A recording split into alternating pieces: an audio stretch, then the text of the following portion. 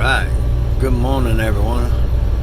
1:54, I am in Kentucky, headed to Cincinnati, Ohio, so this is different than I usually do, so that's pretty cool. 1:54 here on 75.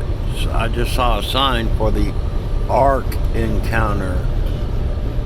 I always wanted to go there until I found out they don't use the King James Bible.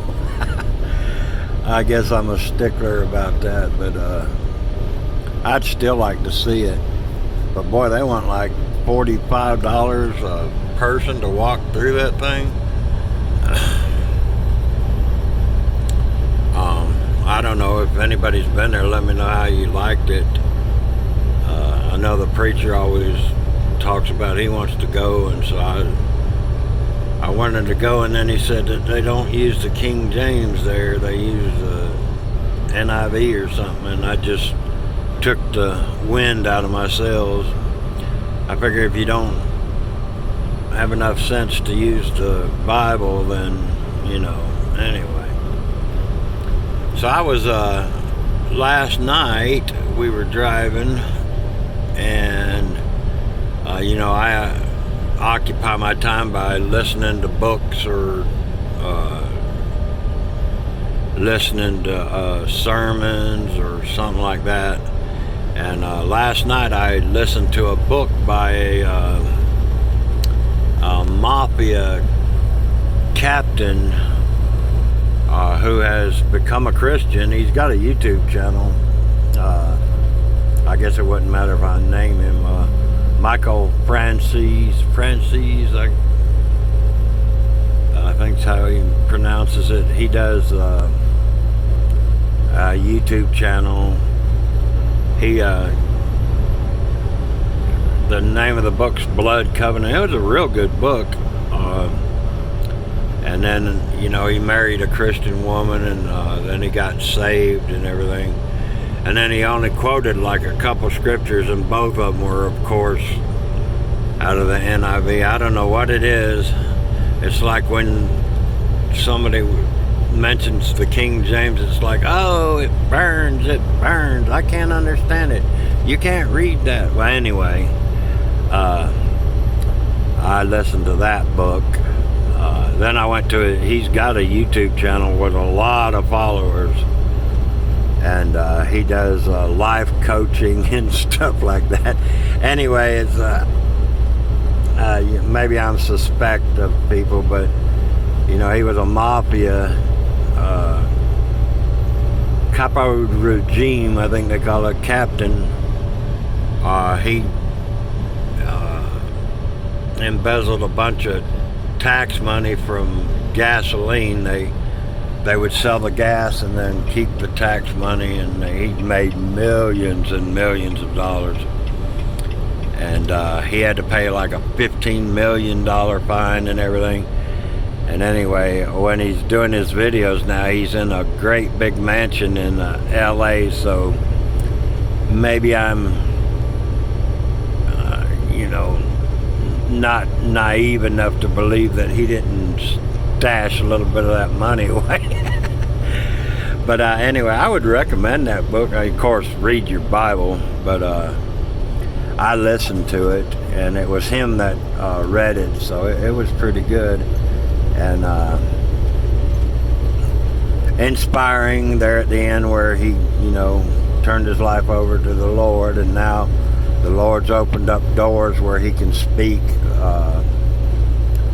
at different places and give his testimony. So the Lord, if he can save him, he can save anybody. Now, of course, he can't admit to any murders because they're and I don't know that he did, but I do know that in my younger days, when I was a bouncer, I was a bouncer in a bar. They had a loan shark guy, and he had two brothers, and they were connected in some way, and they would collect money from people, and They just had me. I was a big, tall, strong guy. I never hurt anybody or nothing, but they put me in the behind him, and I just stood there and looked tough. I greased my hair back, and I called myself Guido. But yeah, it was a pretty decent book, but I don't know, maybe I'm just suspect of people. I'm like, yeah, right, you're making that much money off of giving speeches, and then he's got he's what he calls a life coach, and you got to pay him to for him to give you advice. He's a intelligent guy, obviously, but you know, he was in the mob, so I don't know, I'm kind of suspect of that. But anyway, we got to go up to Cincinnati and drop a load of flooring. Then I got to go to Columbus, Ohio, and pick up a load of medical supplies and run it to LA. So I'm doing my Liberal City tour, and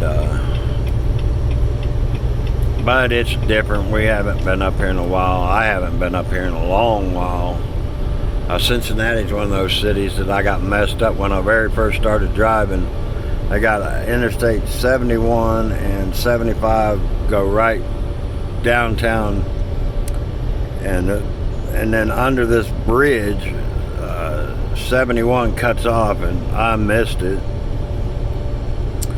And I had just started driving. I freaked out because I thought, you know, now I just keep going, and I go up to the 275 and go around, but I didn't know that at the time, so I tried to turn around downtown Cincinnati and get back on it. Oh, it was a mess.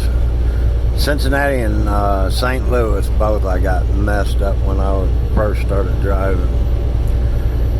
But yeah, he quoted a couple verses in Proverbs, and then he quoted John 3:16, and it just irks me when they say one and only son, because that's not true. If you know your Bible, you know that's not true. He speaks of the sons of God. And even in that same book, a couple chapters earlier, he said that he's given us the power to become the sons of God. So,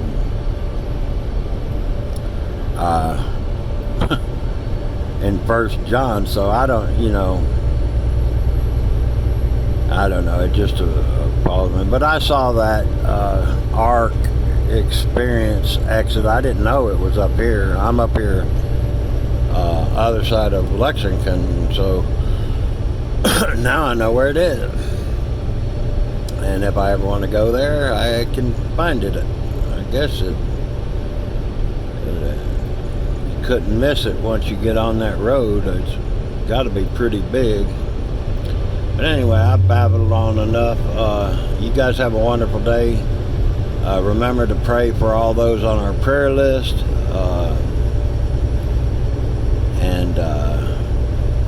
You know, like I said, I listened to that book because I'm driving, but the only book you really need is that King James Bible, and it won't burn you, and you don't have to be afraid of it. My grandchildren can read it, so it's not impossible to understand, as some folks say.